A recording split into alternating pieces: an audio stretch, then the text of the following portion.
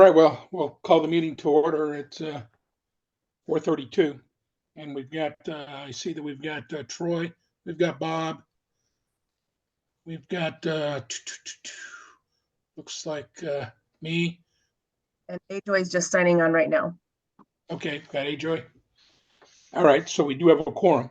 Yes. The only ones not here as of yet are Bill and Jerry, but they should be joining later.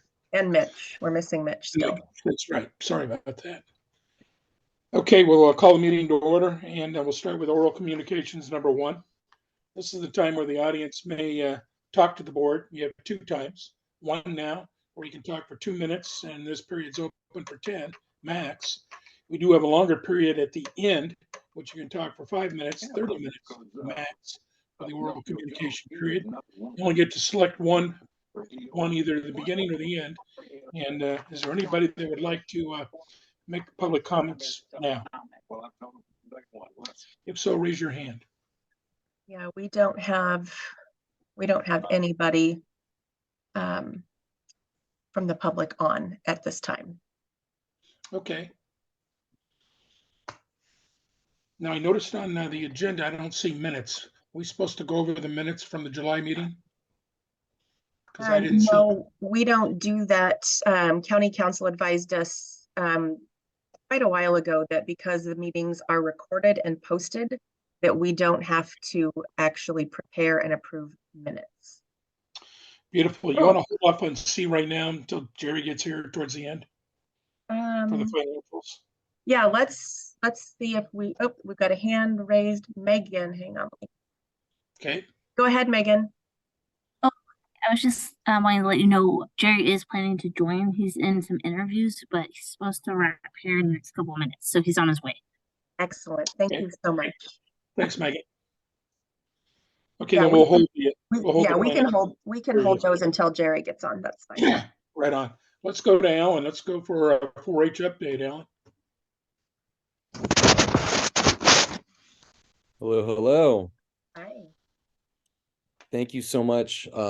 Again, Fair Board for an excellent fair. I have an online feedback survey that we've been getting a lot of awesome feedback from, saying thank you to y'all for putting on the fair, for the breakfasts in the morning for the 4-H and FFA kids. And I have preliminary results, but I'm also holding a in-person debrief meeting on September 13th. So I want to get everything collected and sent off to y'all just for your review, to kind of see what the beat on the street is, so to say. I do feel like there's a lot of focus on action items, which I really am glad to see, that it's like, hey, these are some ideas that we could do to improve. It's not just saying that or like, this thing is, we should keep it going because it really worked, and this thing, it went really well. So I think it was really helpful. Also, the weather really contributed to a good fair. And so with that energy, we are continuing forward. We're going to be hosting our 4-H open house on Saturday, October 7th from 10 a.m. to 2 p.m. at the fairgrounds. We're going to be kind of basing it towards Friendship Square, and we will have our Oregon State University Extension Director, Dr. Lyles, will be attending, and the Oregon State University President, she is also looking at attending as well. We're tracking, as of the last I looked at our Facebook event, we're tracking to have about the same number of people, if not a little bit more. We sent out flyers to all of our school districts in the county.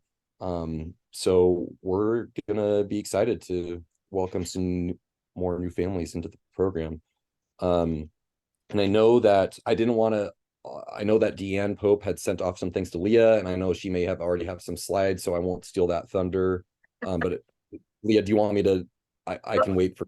Go ahead. You actually have some great, information to report on, Alan. My slide is just, touches briefly on some of your numbers, but I think that you should share them. It's your success.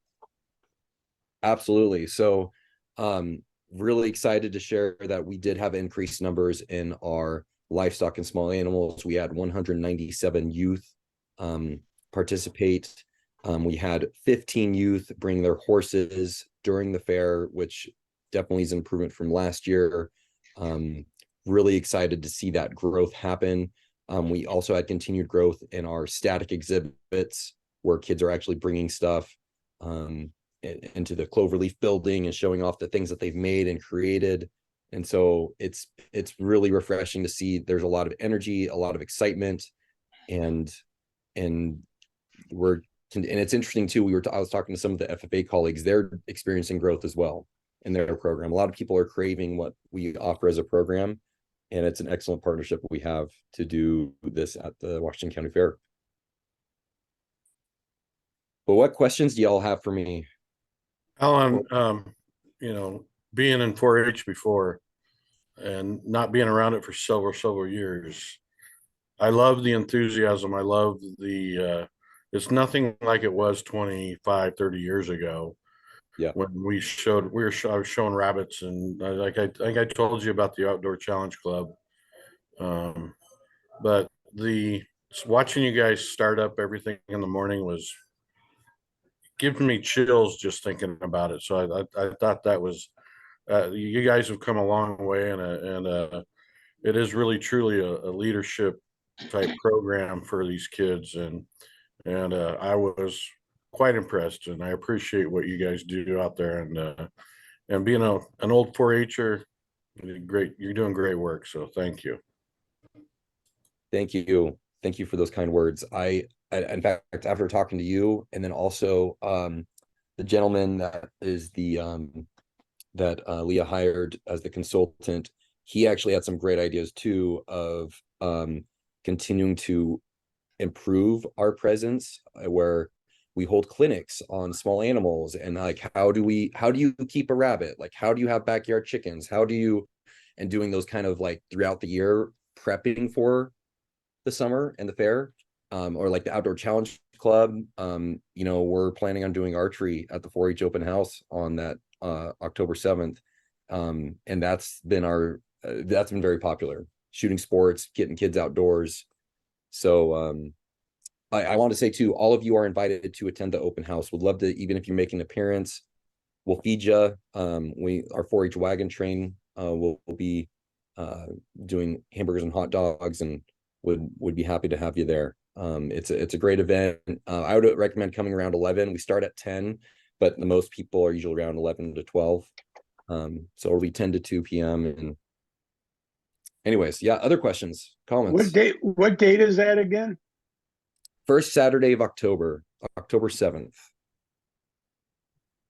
Great. Hey, this is Bob, and I just want to kind of reiterate what everyone's been saying. I think you did a great job this year. It was fun watching everybody in the morning, and those kids are just good leaders and extra polite.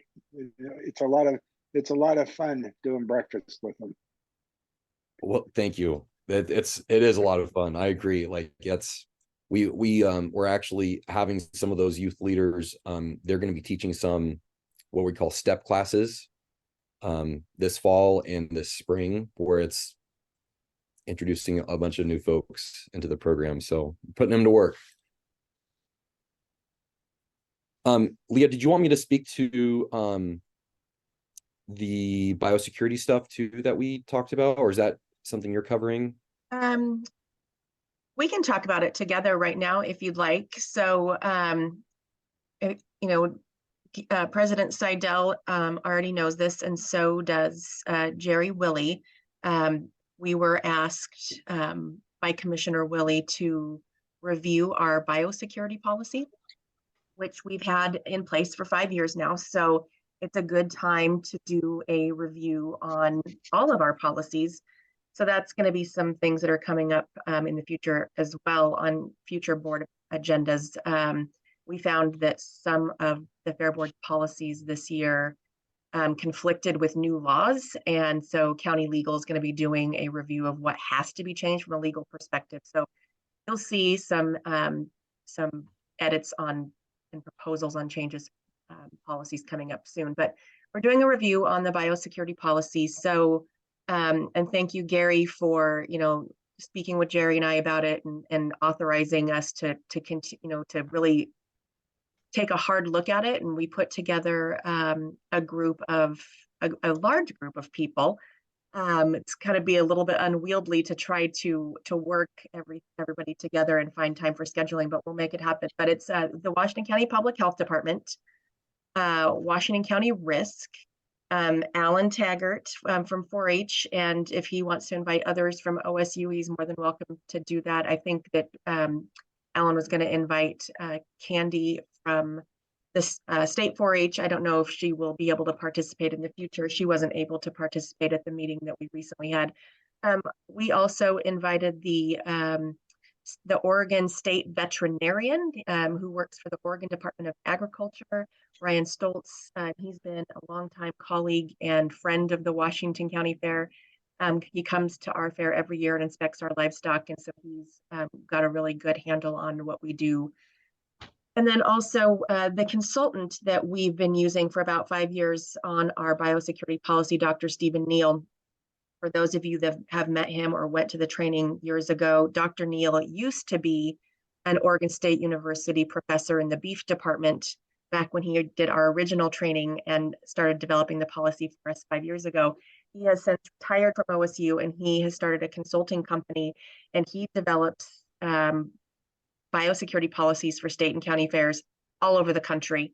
The day that he came out and met with us, he had just flown in from, I believe he said it was the Nebraska State Fair, and then he was headed out the next day to, I think, the Virginia State Fair. So I mean, he's doing biosecurity evaluations and developing policies all over the country.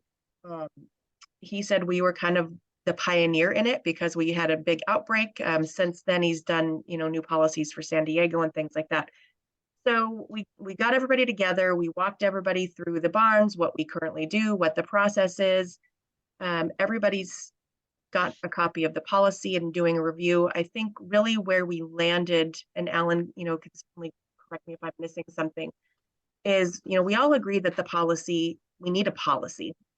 We know that there's some people out in the community who would like the policy to be eliminated, but it was really determined that a policy is necessary from a county, legal and risk and health factor, which, Alan brought up is also, important to OSU. Oregon State University wants to ensure that we have animal safety and disease prevention. So it's not so much as, deciding if we're going to continue with the policy, but just taking a look and see if the policy's, still working. We know that when the policy was written, there was some things that we said we were going to do that really didn't work out. And then we've added some things that we do now that aren't reflected in the policy. So those are some things that we're going to be looking at editing to bring as proposals for you. I think that our consultant, Dr. Neal, and the state vet, Ryan Stoltz, had an excellent take on what they really think that we need to be doing with this policy. And that is really changing the language to be less focused on exhibitor behavior and more focused on the fact that animals transmit the disease, and we have to mitigate the contact that the public has with that disease transmission. And so we know that that impacts exhibitor behavior, but we need the policy to maybe be a little bit more friendly and really focus on the actual root cause, which is causing us to have this policy, and try to make the messaging better. So it's less us focusing. I think there's a feeling that exhibitors think that we think they are the problem, when we don't think that they are the problem. We know that animals are the problem, and we're really trying to control the exhibitor behavior, and we're probably not messaging it very well in our policies. So that's what we all agreed. We're going to look at. The consultant's coming up with some language. He's going to run it by the state vet. They work together very closely at the Oregon State Fair. So I gotta get down here. So that's where we're at on that. Alan, go ahead if you'd like to provide some input on your. I agree with everything Leah just said. It was a really good conversation, and it was so interesting because of everyone's different focus. Like, you've got the risk folks, you've got the county legal folks, you got the public health folks, and everyone kind of was trying to understand okay, why is this a thing? And like some people had been there before, so they already knew what the thing was.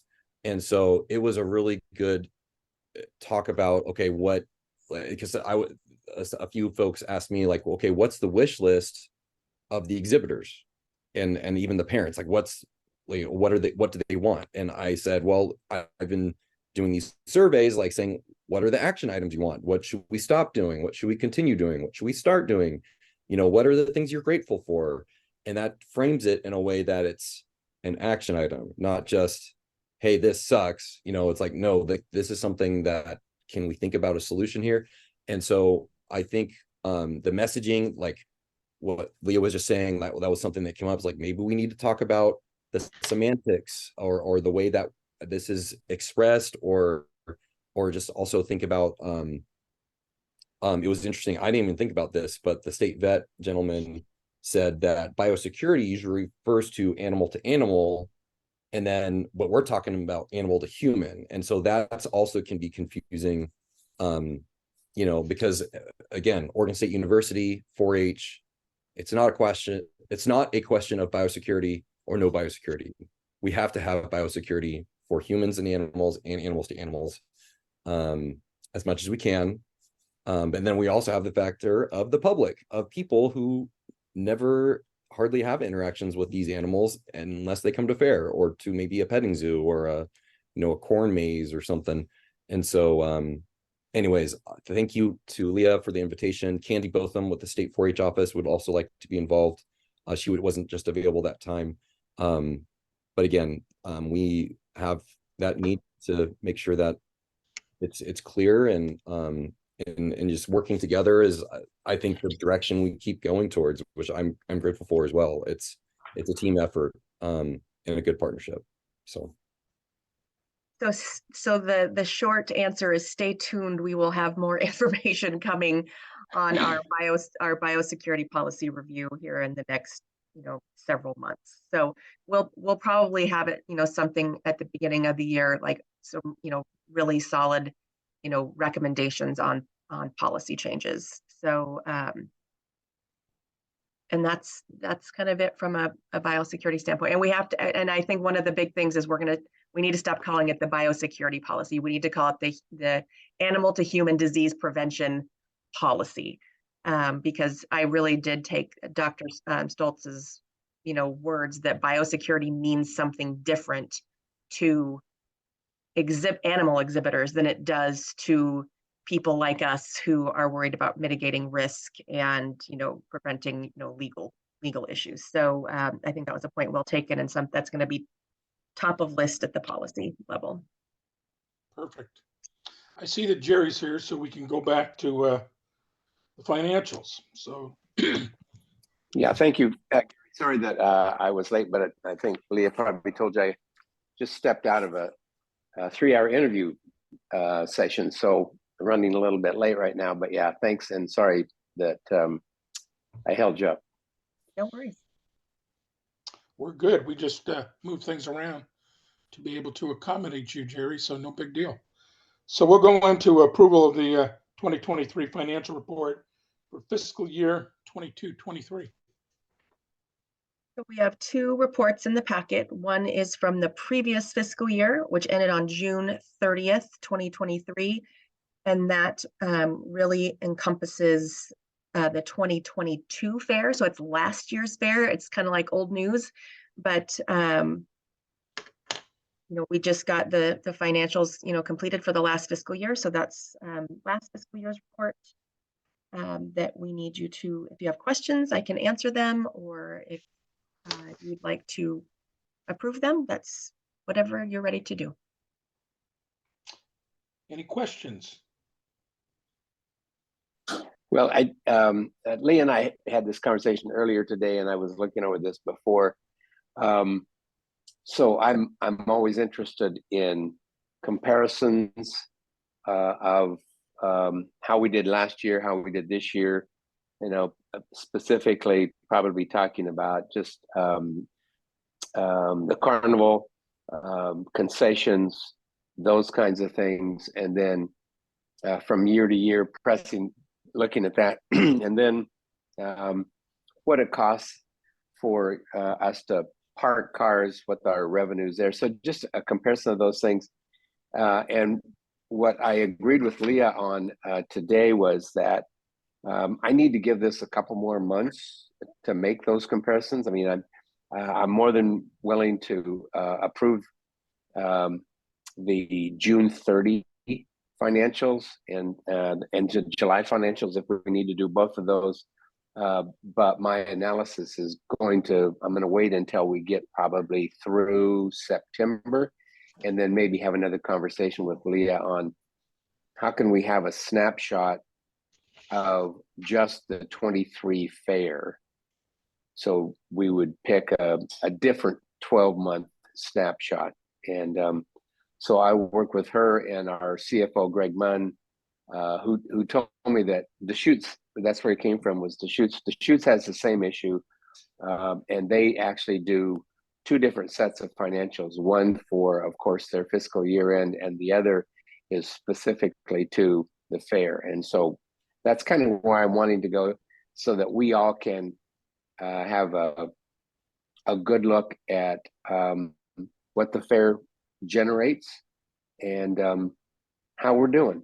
And it's almost like I'd love to have that on a comparative basis year to year. So we know how many people attend these things, but sometimes we lose the financial oversight of it because we are on a fiscal year. So like in this particular case, the July 23 information, there's a lot more information that's going to come in August, and like I said, probably some in September. So Leah will be very informational about what all that means, but from just the bean counter and me, I just like to compare notes, so, and compare comparisons. So that's where I'm going to be going, but we're a couple months away before that. So other than that, I don't have any questions.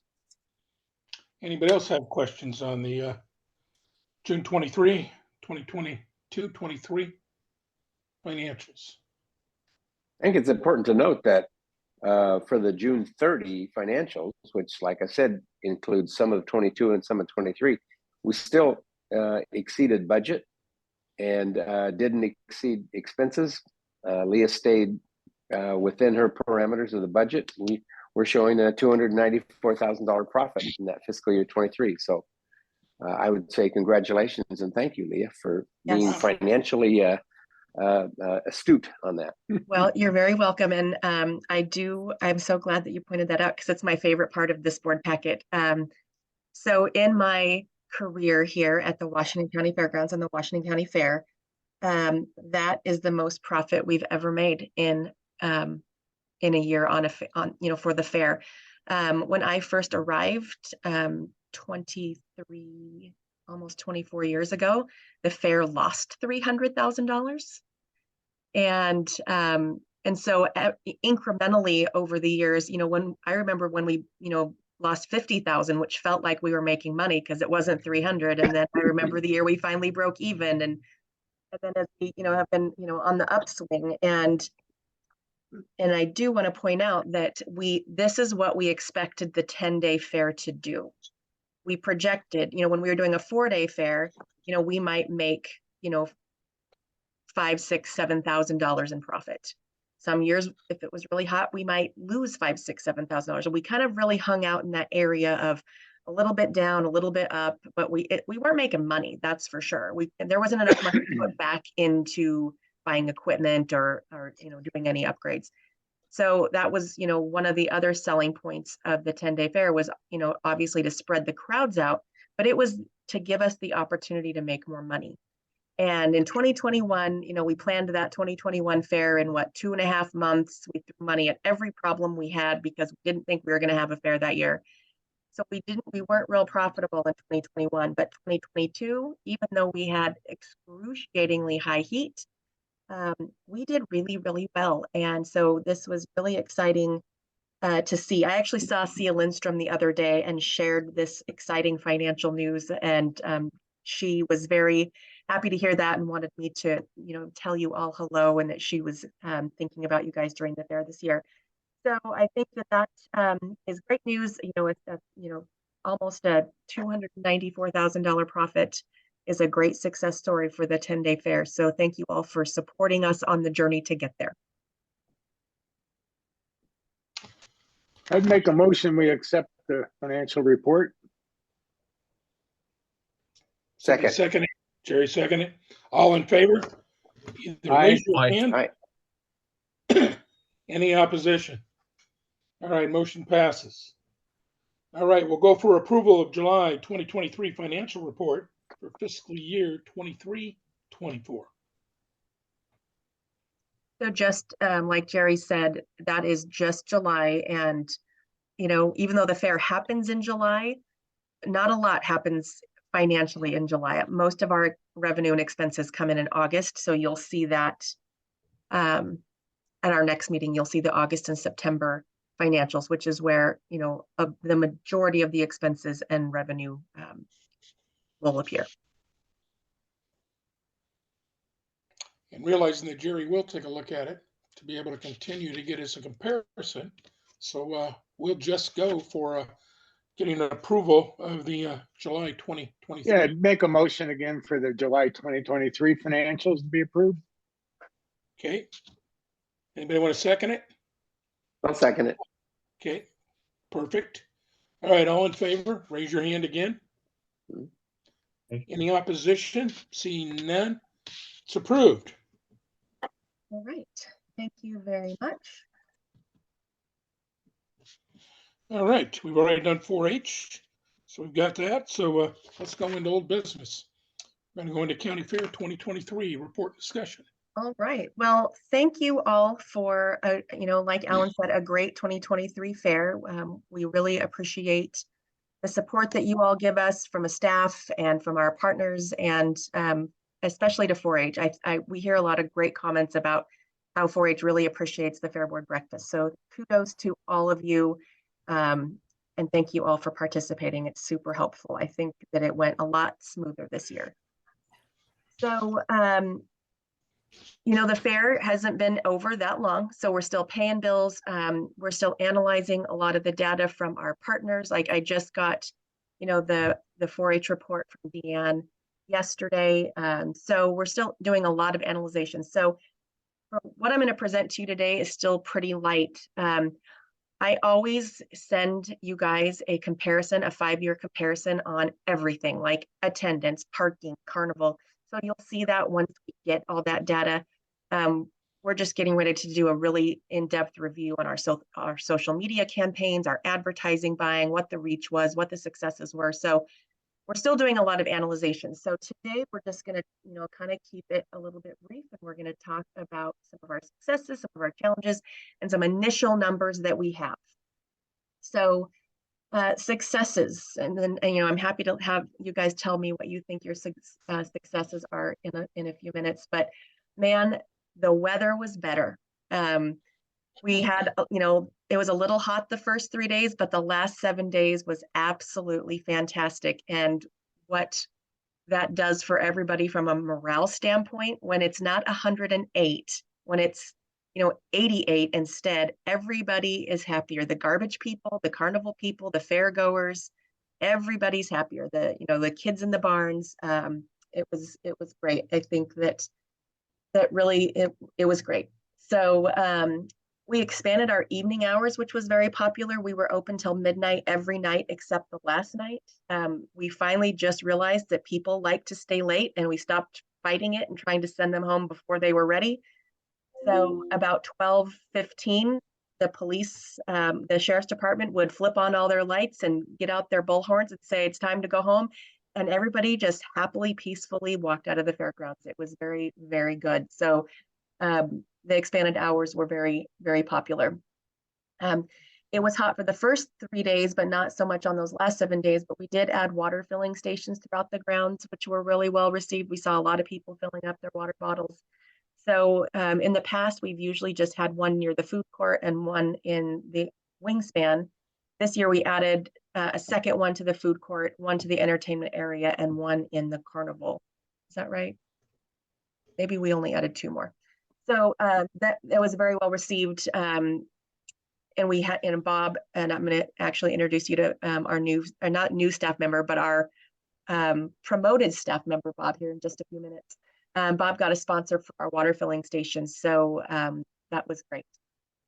We had a very expanded partnership with the Washington County Sheriff's Department for security.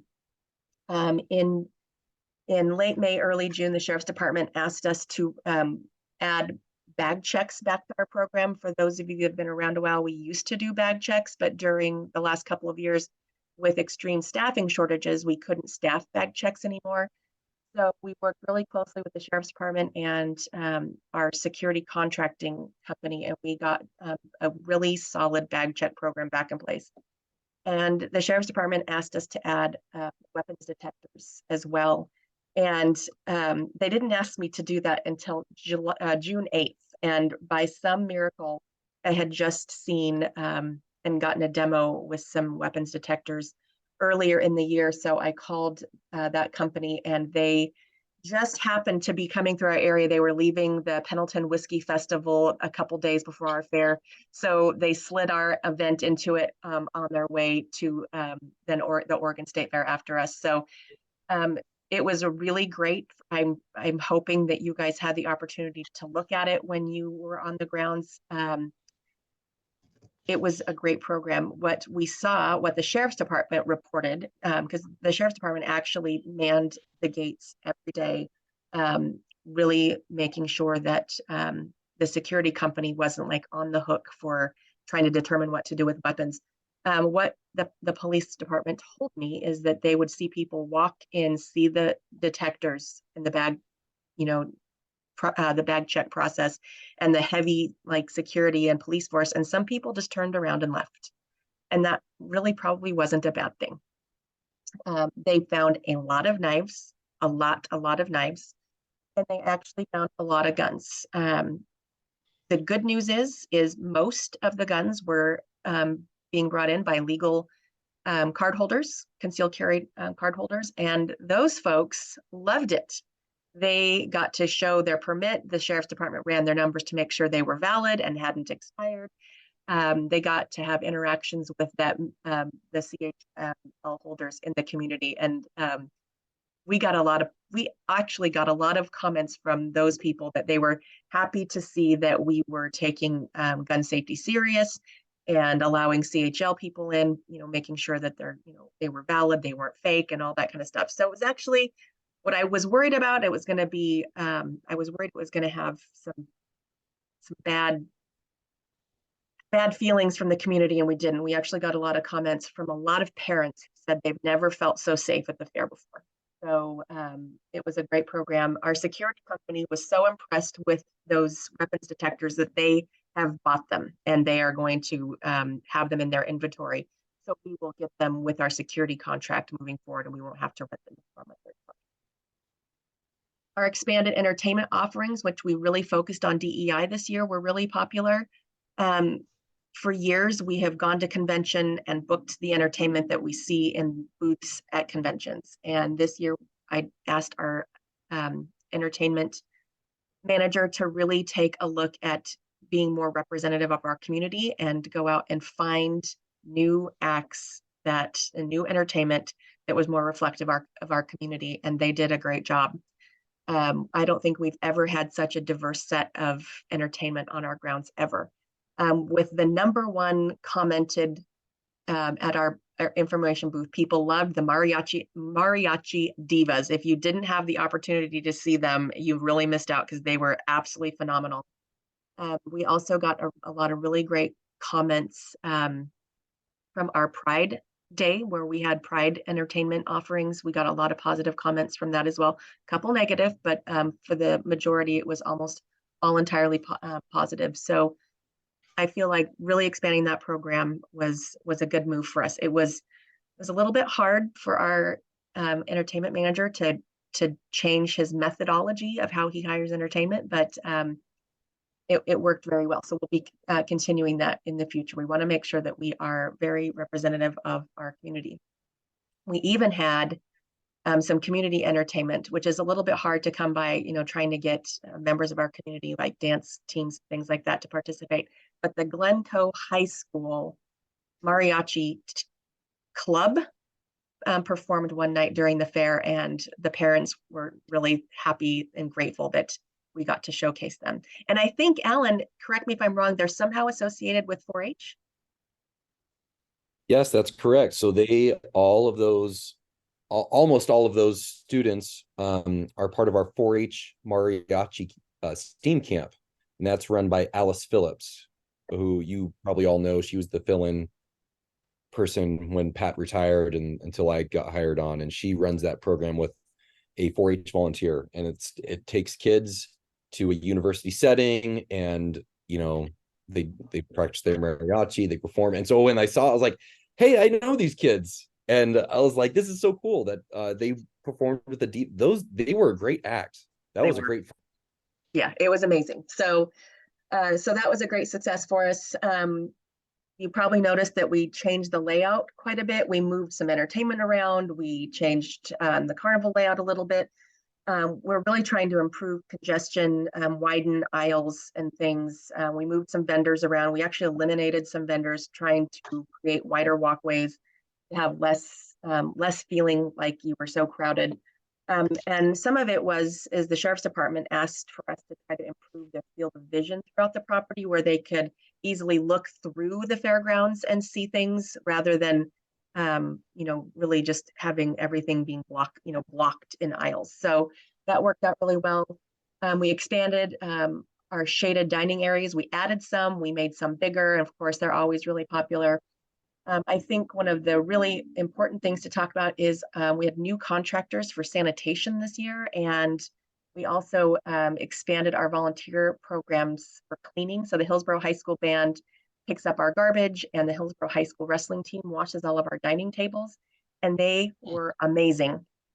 In conjunction with our janitorial contracting team, the fairgrounds has never been so clean, ever.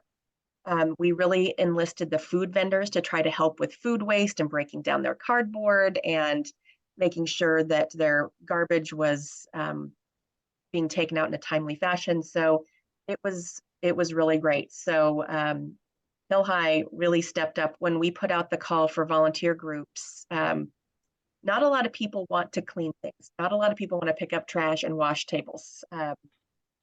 The wrestling mom who was in charge of organizing all the kids said that it was actually a great lesson, and all of their kids vowed to never leave a messy table at a restaurant ever again after cleaning up dining tents and washing tables.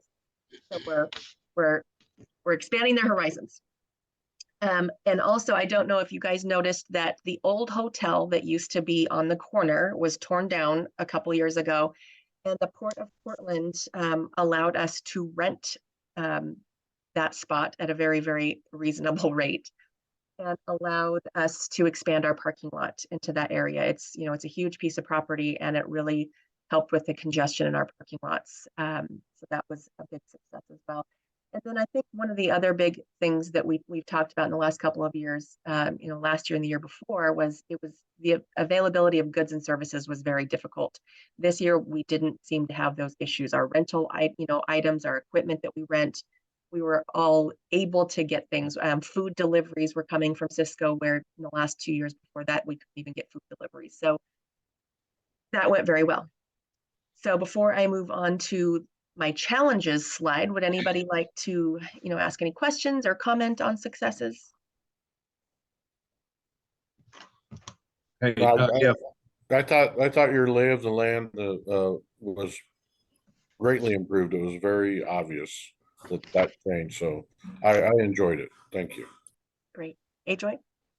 yeah, first of all, congratulations to you and your team. Again, phenomenal. Every year it's been the bar is being risen. So love the fair. I think very well coordinated. Like you said, I've never seen a fair so clean. Definitely kudos to the volunteer teams that have come in, right? I noted some points, Leah. Again, these are improvements for us. Again, there might be issues, but these are things that I saw. So I thought I should just share it with the team here instead of just sending the email out, right? One was basically traffic control. So I came in like in the mornings didn't have any problems. On Saturday evening, I tried to come in, like personally I was there, and then the signal at the intersection between like Cornell and the like our fairground, like the signal was on. Earlier, the previous years, I've seen like like the county sheriff's office and then the Hillsborough police, they kind of regulate it, they turn it off, and then so that it doesn't like pile up. So this year I did see that like both the days, like on Saturday and then Sunday, this was like peak, like like 3-4 p.m. It was all backed up all the way, like up to like 25th Avenue. And it was a little bit like not just me, like I did see like people like cutting across, and then like kind of not regulated traffic control. So I'm not sure like what happened this year, but would like to add that to our list of like hey, can we have like an improved traffic control both in the Cornell side as well as on the baseline side, so that people can have like smooth flow into the parking lots and not having to be backed up like both the sides of the streets, right, in Cornell. Thanks, Ainsley. I actually agree, and I will share your comments with the Hillsborough Police Department. So the Sheriff's Department actually only does safety on the inside of the grounds, and HPD controls all of our traffic, and they are very specific about their traffic control plan. Gary's actually been with me when we've met with HPD in the city of Hillsborough on traffic control, and they don't let us make a lot of decisions about that. So they have some sort of methodology that they use about when they control the signal at the corner and when they don't. And I'd like to see them be a little bit more aggressive in controlling it proactively, and that is not part of their current methodology. They wait until it gets backed up. They like to wait till it gets backed up to Brookwood on Cornell. Recording. Good to go. Thank you. Okay, so the Sheriff's Department actually doesn't control our traffic at all. Only HPD controls our traffic. So I will certainly share our comments. We have similar frustrations, and we would like them to, like I said, proactively control the traffic a little bit sooner than they currently do. So I appreciate the comments, and I will certainly pass them on. Hopefully, we will be able to do something better in the future. Because they've done better in the past. Like there's been times where they've done it earlier, and they just didn't feel that we were really all that busy enough to, have officers, shut down the intersection, change the light, and start manually directing traffic, which is what they have to do when they control the light. It takes about 6 officers to make that happen, and they're resistant to do that unless they absolutely have to. Thanks, Leah. So just wanted to share that. So the other couple of quick things really wanted to share was like signage and wayfindings. So basically, like people had a hard time in terms of like parking, because if you come through the like 25th and then backside of the fairgrounds, or like through the TriMet thing, there isn't like a signage that says like it's a one-way road, right? You can't enter to park, you have to go to the other direction to park. So I wish like there were like clear signages of parking, or like fair parking more clearly outlined, because when people come in, they see the parking signage for vendors, and then for general parking, like when they go about the roundabout, like so there was like wasn't like very clear signage on where to park, unless like you just head straight into the parking lot, right? So I wish like signage wise, like in wayfinding, like a little bit more improved.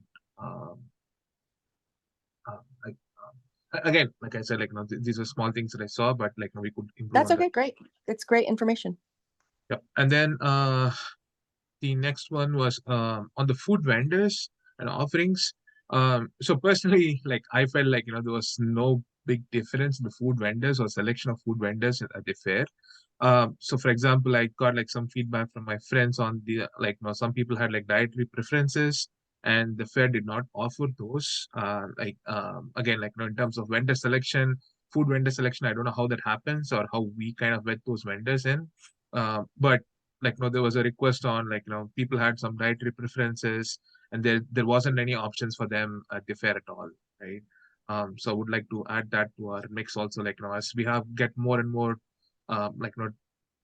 diverse people and then diverse preferences, at least like, no, I'm not saying like we have to cater for every audience, but at least have that preference kind of address in future fairs. Yeah, that's something we've been working on for decades. I mean, it's really hard, but I agree with your point, and it's something that we've found to be really challenging. Food vendors typically don't or won't make a lot of money on what they consider like one-off items. So trying to offer dietary I mean, I am allergic to everything. I can't eat at the fair. Like I can eat popcorn. That's pretty much it.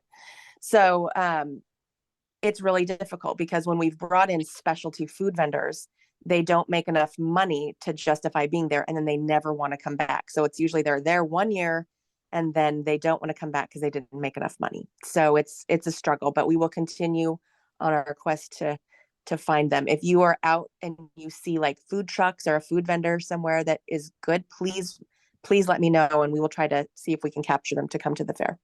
Actually, you kind of hit like one of those points that was actually brought up was like, why isn't the fair allowing like a food truck area, right? Like when we have like pods everywhere, why didn't fair have like a food trucks, like a separate food truck area, and why it was like only like a select vendors, right?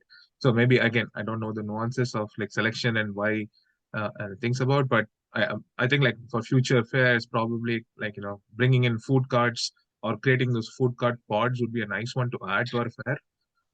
But yeah, that will be like future ones, right? Yeah, we did food trucks and food cart pods a couple of times in the last probably 10 years.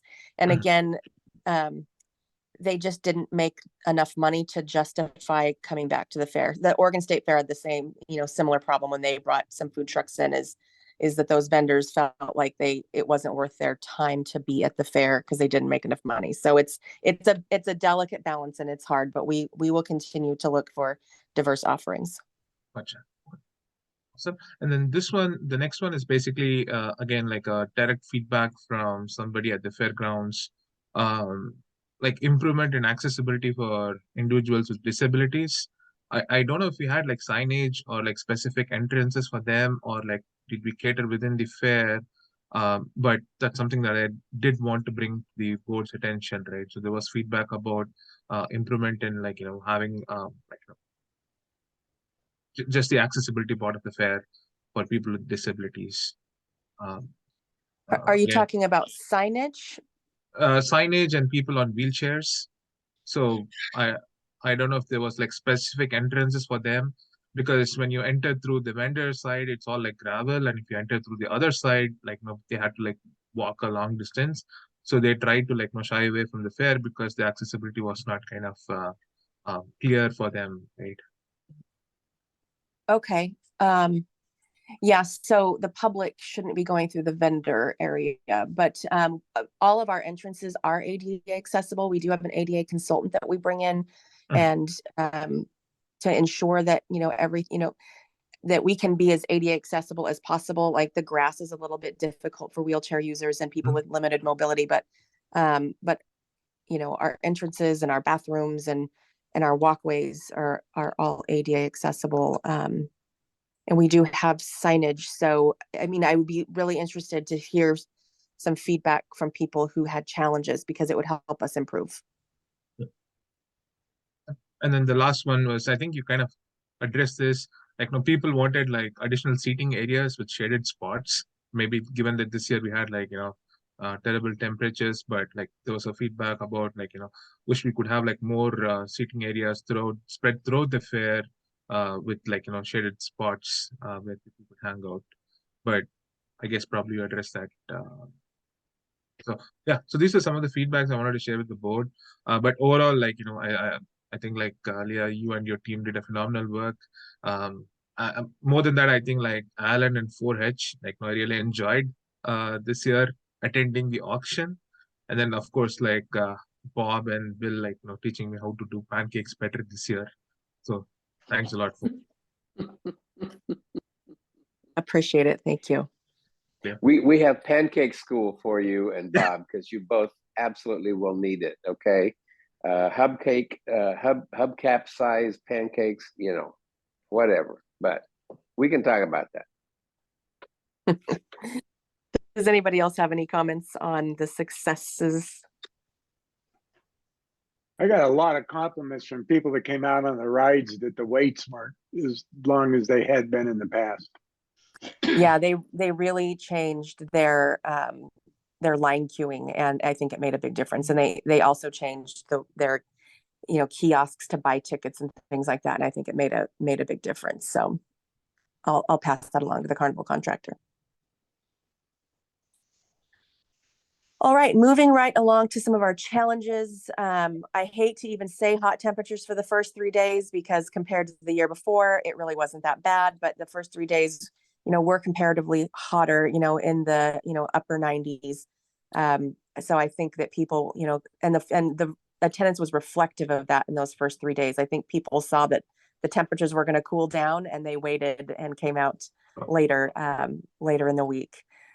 We're still having problems with open class livestock participation, really getting that program going with dairy. Last year we had like 600 dairy goats.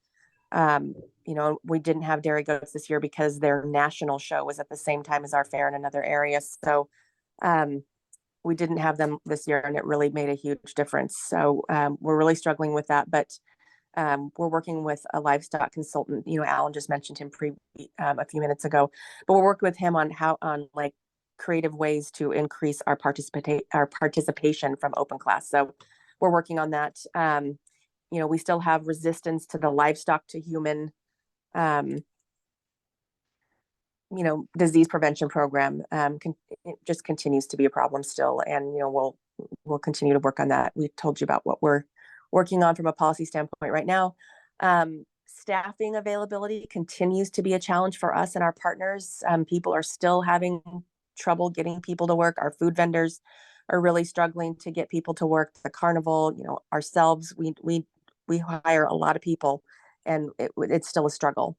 And then the costs of goods and services continues to be very, very high. I mean, everything is astronomical from pricing. So I feel like every time I increase the budget for things, then the costs come in and it's still higher than what we're budgeting for. So it's something that we watch really, really closely. And then does anybody have any comments before I move on to numbers? Well, I guess I could have jumped in on the positive side of things, but Sure. To reinforce what you said about safety, I completely agree with that. It did feel safe. And so I brought my 9-year-old grandson and we wandered through all of the animal areas. Of course, he was not even remotely interested in any of that, but he wanted to get to the carnival and get to the games. But no, it was just a good place. And while we were there wandering around with him, I had several sheriff's department officers just come up and talk to me. They didn't know who I was. They just came up, talked to me, talked to my grandson. So it was really good. It was a good opportunity for interaction. The Bill Ganger Award recognition that you did, Gary, was really cool. I've got some great pictures of that. I'm sure everybody else does too. But that's why I wish he was here tonight. Just really show appreciation for his commitment to the fair and 4-H and everything else that he does. And that was very, very cool. So good job on that, Gary. The steak feed was phenomenal.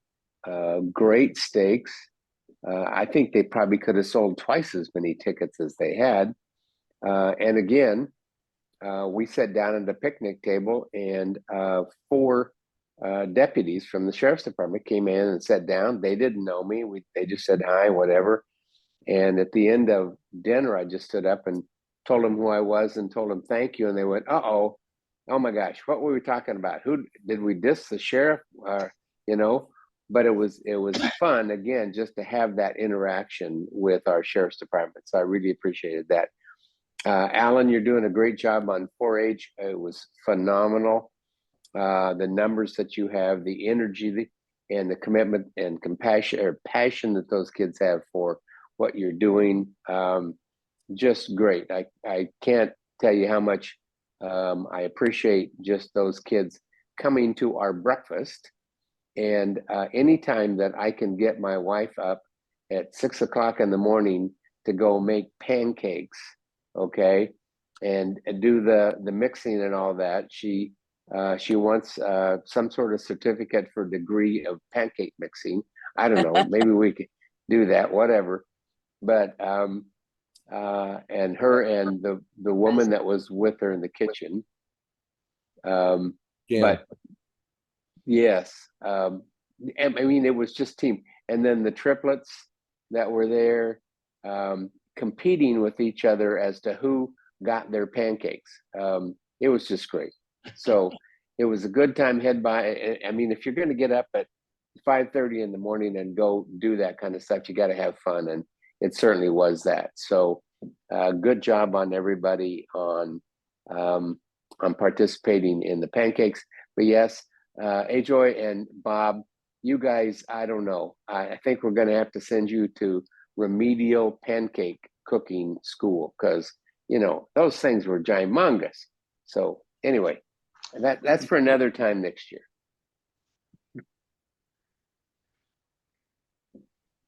Cool, thank you. So my computer let me back in, so I am back. So I'm trying to coordinate that right now. So hold on.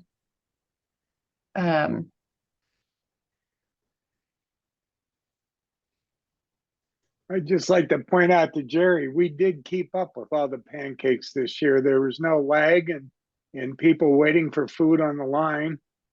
And if we were to compare the two Willies that were working, I would say his wife outworked him. That's a given.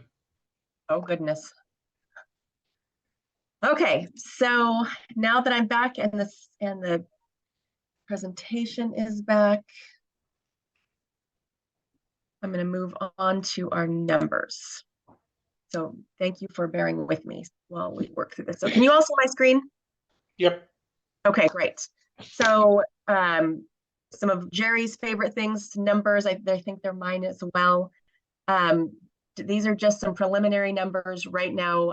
You'll see all of this at the next meeting after we get all the bills paid, all the revenue in, everything done, and I will give you I usually give you pages and pages of statistics at the end, but that probably won't happen for another month or so. So just really quickly, our attendance was up over 2022. Our carnival revenue is up over 2022. Our commercial vendor revenue is a little bit down. Like I mentioned earlier, we reduced some vendors and changed the layout to accommodate wider aisles and improved field of vision, which that does impact then how much money we make on vendors. So we're looking at some creative ways to add some booths in other areas next year. So working with Bob on that. Concession revenue, food and beverage revenue is up. Parking is actually down a little bit. We do a pretty good campaign on social media about taking TriMet and light rail to the fair. We actually have a jingle about taking light rail to the fair. So, and I know TriMet does a really great job of putting information out about taking light rail to the Washington County Fair. So while it pains me to see that the amount of revenue is down, I think I feel a little bit better about it, from a climate standpoint. Maybe people are taking the train or carpooling or finding better ways to arrive and attend the fair. Livestock numbers, which I know everybody is always super interested in, which is why I made sure I had these numbers first before other statistics. Weekend one, again, like I told you, we had no goats this year because they were at a national show, and you will see that really did a number on what we had in the barns first weekend. The goats last year had hundreds of goats, and so we were really impacted. So I did talk to the dairy goat superintendent last Friday, and they are returning next year, so they will be back in force. So the numbers will come up as well. But again, it was a challenge for this year. Weekend two, I think this little section of information is probably one of my favorites on this slide, is to show how much youth participation and animals have come back compared. That's why I left the 2019 comparison on there. Back in 2019, we had 286 youth, which is 4-H and FFA combined, and 550 animals. And now we're at 216 4-H and FFA youth that participated this year with a combined 486 animals between the two programs, and that is a huge success. I like that, Alan works really closely with the FFA advisors. So to see these two programs really thriving is good for us from a long-term standpoint. It's showing the resiliency of this program as it makes its return post-pandemic. And so this is it from my slides for the fair. Like I said, you'll have a lot more information upcoming as we delve into the data and get more information for you guys. But right now, this is what I've got. Does anybody have any questions about this slide? All right. So then Gary, back to you. Okay, what do we have for new business? So I don't think we really have any new business, so we can move on to, I do have some comments that I can make just in other, after, as we get closer to the end. So I'm just gonna hop over to the county administrative update. I believe Rachel is with us still. Rachel, are you still on? No. Nope, Rachel's not on. She was on with us a little bit earlier when we started the meeting. So Rachel Fuller, you all know Rachel. She is our assistant county administrator, and she is assigned to our department. She is leaving in, I think her last day is October 6th, so she's not gonna be with us for much longer. But just quickly from a county administrative update, we have been working through, so we just actually conducted interviews for replacement of Rachel in her position. So hopefully we'll have somebody new soon. The county administration is looking at the candidates, but I got the opportunity to participate last Friday, and it was wonderful. There's 5 amazing candidates, and probably the county can't go wrong with any of them. So we'll have somebody new as our liaison here in the next coming couple of months. We are just wrapping up our business review of the wingspan, and our consultants will be reporting out to the board here in October. So more to come on that after the board gets their report. I'm sure you will all be interested in seeing the great things the consultant is recommending for the wingspan in the future to make things, better and more profitable. We have a lot of staffing changes recently. So for those of you that already knew, Lisa Dupre, who worked for us for 25 years and was our sales and marketing coordinator, retired last Thursday. I was really happy and grateful for her. She's excited. We wish her well. It's sad for us. She was an amazing asset to our team. But we also get to give you guys the exciting news that Bob O'Loughlin, who has been working for us for the last couple of years as an event services coordinator, was a successful candidate in taking on that role that Lisa previously held. So Bob is on with us today, just like Lisa used to be. So Bob's going to be transitioning out of his role of event services coordinator, which for the fair, he was our vendor sales person. So I know he doesn't want to give up vendor sales, and I don't have anybody for him to give it to at this time, but he's going to be focusing on wingspan and non-fair sales and then marketing for the fair as well. So he'll be, running our marketing and PR campaigns for the fair in the future. So you'll hear more from Bob this spring about what his plans are for marketing the fair. And then we hope to have a replacement from a vendor standpoint and another event services coordinator to replace Bob. The other bit of news, so Melissa Williams, who has been our venue support specialist for the last couple of years, she does all of our finances, all of our contracts. She retired as well. So after a 30-year career with Washington County, she retired last Monday. So I've had a lot of changes at our staff level, and it's great for them, hard for us. So we are currently getting ready to interview for that position next week. So hopefully we'll have somebody on as well quickly so we can, stay up with, finances and contracting. We also have a couple employees on leave, maternity leave right now, so that's been a little bit challenging. And we are hiring some new general services aides that help with our year-round operation, including the fair. So we'll have a lot of staff changes coming up. So I look forward to introducing you to new staff as they arrive. I know I've talked to you about our grant project from Business Oregon, which was dollars given by the Oregon legislature in 2019. It was a grant program. We got a grant to completely replace our exterior fencing all the way around the entire fairgrounds. And that project, which is exciting. I've been talking about this for like 10 years, and we finally got the money to do it. And it's probably about 85% of it is being paid for by a grant, and the rest is coming out of our fund balance, which we've been saving for this kind of project for quite some time. So that will kick off, and that installation will begin on October 15th. So in about just a little over a month, that project, and it will take 2 months to completely redo that perimeter fencing with all brand new 8-foot tall, really nice, attractive fencing that is the same fencing that they installed when they built the wingspan. So there's a little bit of black, tall 8-foot fencing near the wingspan, and this will continue that all around the entire property. And then lastly, we have some conventions coming up. It's convention season is coming up. So the Oregon Fairs Association convention is coming up in October.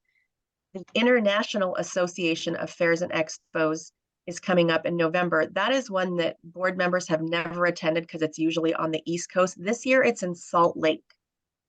So I'm going to send you guys the agenda. I think this might be the only opportunity for our board to attend when it's on the West Coast. So if there's some things on the agenda that you're interested in, we do have some money in the budget to send you guys to some conferences and conventions. And then the Western Fairs Association convention is in January in Anaheim. A great program for those of you that maybe know or don't know. I'm the president of that association. So hopefully you could all maybe attend this year. So it's got a great program coming up. That one's in Anaheim. So we've got Anaheim, we've got Salt Lake, and then the Oregon Fairs Association convention is going to be in Bend this year. So I'll send you all the information about that for those of you that would like to attend and learn more about fairs.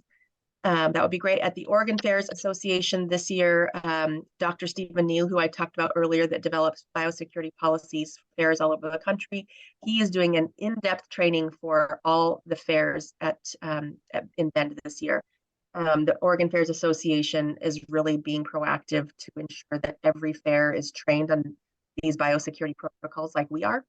And they're really they're spending quite a bit of money to bring a consultant, this consultant in and put on a really in-depth, all-day, 6-hour training. So if you were interested, and some of you have taken that in the past, but I don't know. Actually, I don't know if any of you have taken it. I mean, I think Bill has. So if any of you are interested in that, that is available to you as well. So I will send that all to you. And then last but not least, the annual joint meeting that we have every year, we normally have it used to be in December, then it was in January, then we moved it to February, then it was in April. We really have kind of gotten it like really far afield. So we're going to try to get it actually scheduled before the end of this year, if possible. That's our joint meeting with the Board of Commissioners.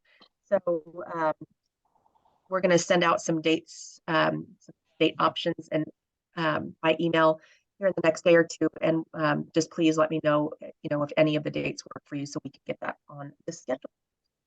And that is all I have.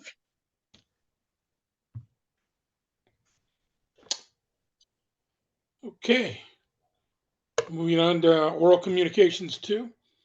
This time in the agenda, we have time for the public to also make comments. You have up to 5 minutes per comment, and maximum period time is 30 minutes. Is there anybody in the audience who would like to make a comment? If so, raise your hand. We don't have anybody from the public on. Okay. Then at this time, can I get a motion to adjourn? I'll make a motion, we adjourn. Any second?